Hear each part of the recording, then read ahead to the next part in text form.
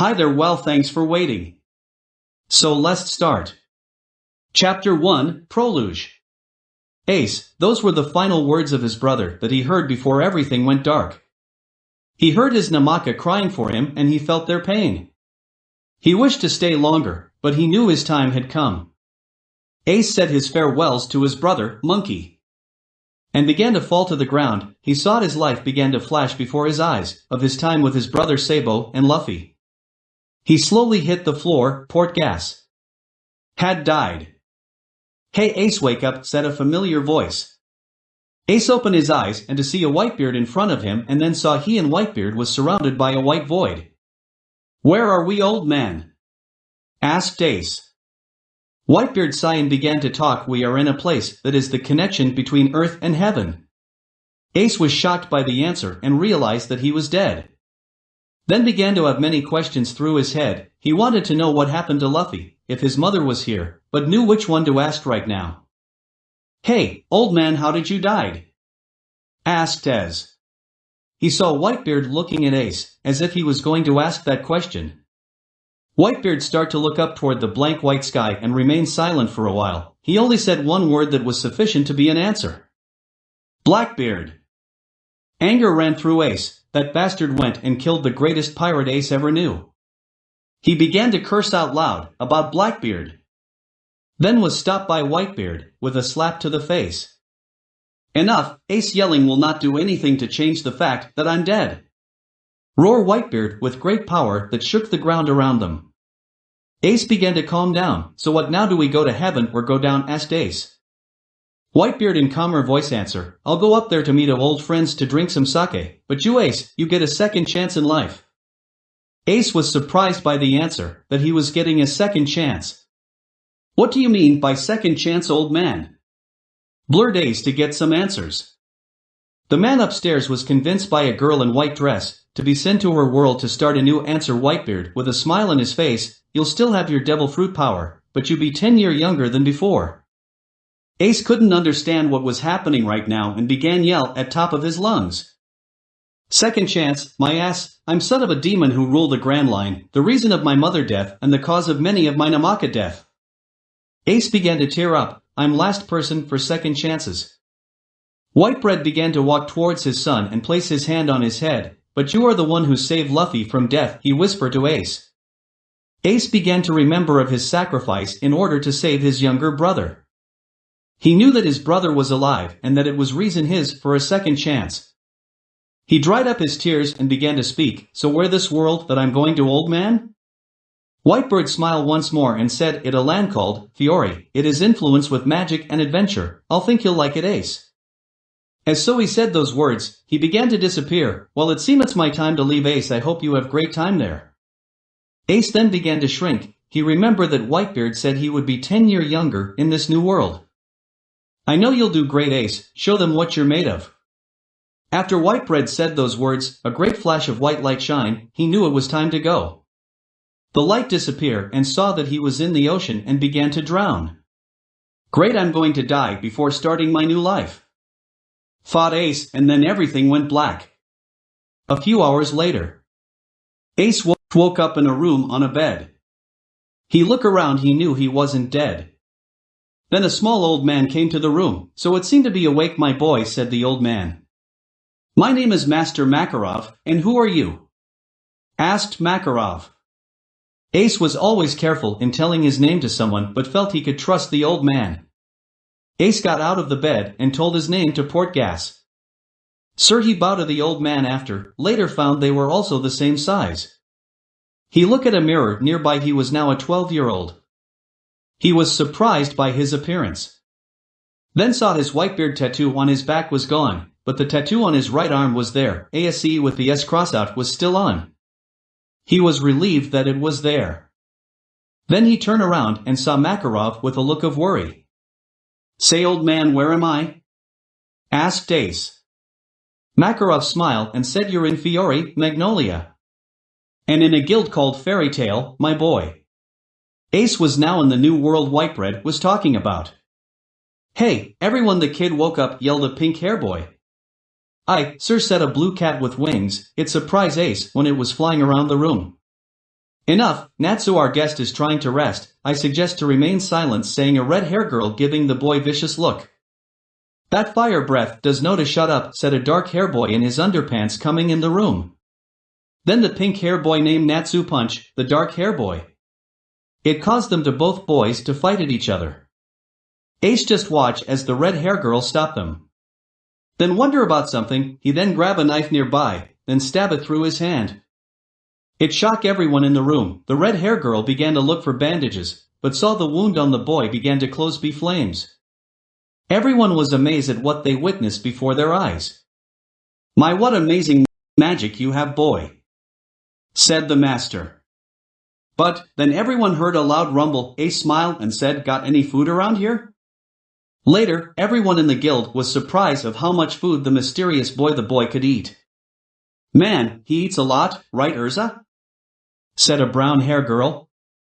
Urza only watched as the boy ate his 15th plate of food. So what's your name? Sang a small white-haired girl with a smile on her face. Ace swallowed the last of his food and yelled, my name is Portgas. Urza began to approach the boy knowing what his name was. So Ace, why were you in the ocean? But didn't get an answer, but only heard a snore. Ace was asleep. Everyone was yet again surprised by Ace. He soon woke up after an hour and saw everyone was around him. But Urza was the only one sitting in front of him. Now that you're awake, will you answer my questions? She said. I'll try my best to do so, said Ace with a huge smirk on face. It made some of the young girls, including Urza, to blush. Urza asked, why were you in the ocean? Ace knew it was going to be difficult to answer. How good are you in listing in longest stories? Ace told everyone what had happened to him, who he was, how his world was, the life had there, and how he arrived in this world. Once again everyone was surprised by Ace. It seemed you went through a lot, said the master. Now I don't know what to do now, said sighing Ace, who now looked up on the ceiling of the guild. The master came toward Ace and said, how about joining our guild? Ace surprised by the answer. Are you sure you want an ex-pirate with a bounty of 550,000,000 jewels to join your guild? Asked Ace. A pirate? No, I see a boy who needs a new start in the world, the master said with a big smile. Ace had found a new family. He couldn't help but smile. Now to celebrate the arrival of our new member, yelled Makarov, but Ace fell asleep once again. Something, tell me this will a normal thing for us. Sigh Gary. Everyone in the guild laughed. They began the party. Kana and Urza were having a conversation about Ace.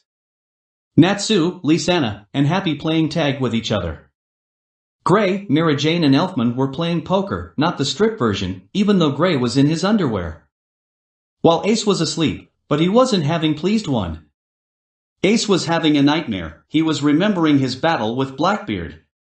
He and Blackbeard were battling at that town on the island. They were about to deliver their final attacks, until he heard his brother scream. Ace turned around and saw Luffy with a magma fist through him. Luffy, Ace tried to go toward him, but was soon surrounded by darkness. Zihahaha, you can't escape darkness, Ace, laughing Blackbeard. Ace began to drown in darkness, unable to do anything. He was about to be fully submerged in darkness, until he heard a voice, hey, Ace, fight me. Ace was soon woken up by Natsu, who wanted to test Ace's skill. Natsu, it rude to wake someone when they need rest. How many times do I have to tell? Yelled Urza, it okay, I accept his challenge, yawning Ace from sleep. I wasn't having much of a rest anyway. Urza looked concerned by the answer, so then which one of us should go first? Yelled Natsu. Ace only replied with a taunt. Natsu charged Ace with a fist of fire. He uses fire, this should be interesting, thought Ace's slide to the right and then drove his foot down on Natsu's head, to slam on the ground. Everyone was cheering from the sidelines. Natsu got up and said his most powerful attack, Fire Dragon, roar.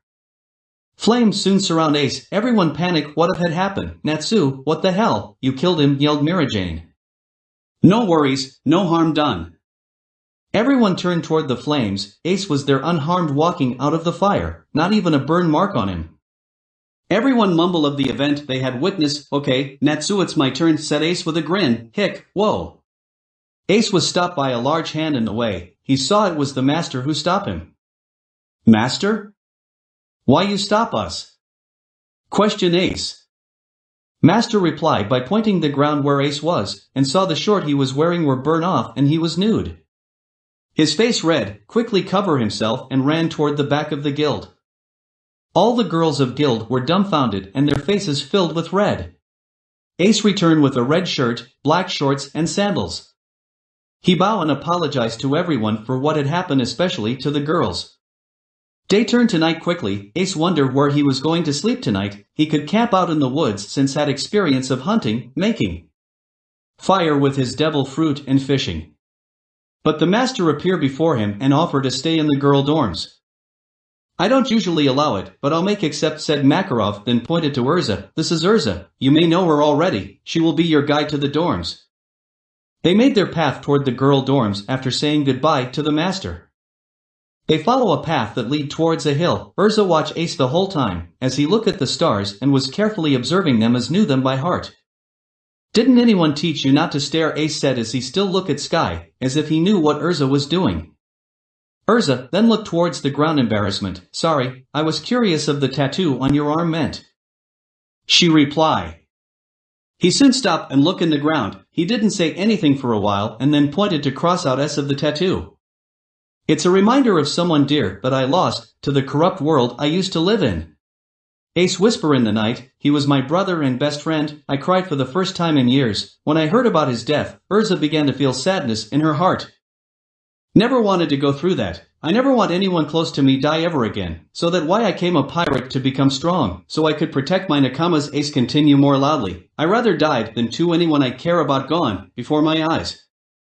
Then he felt two arms wrap around and heard Urza crying on his shoulders. Never say those words ever again, she screamed. Protecting someone doesn't have to cost your life, Ace. Ace looked at Urza. In eyes he saw the pain he caused her. She must lost someone too.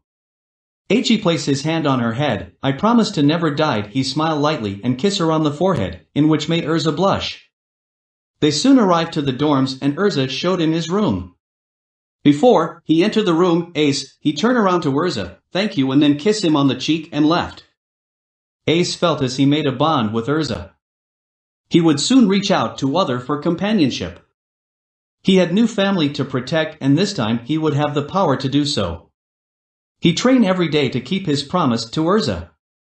He didn't want anyone to feel that kind of pain he saw. To be continued.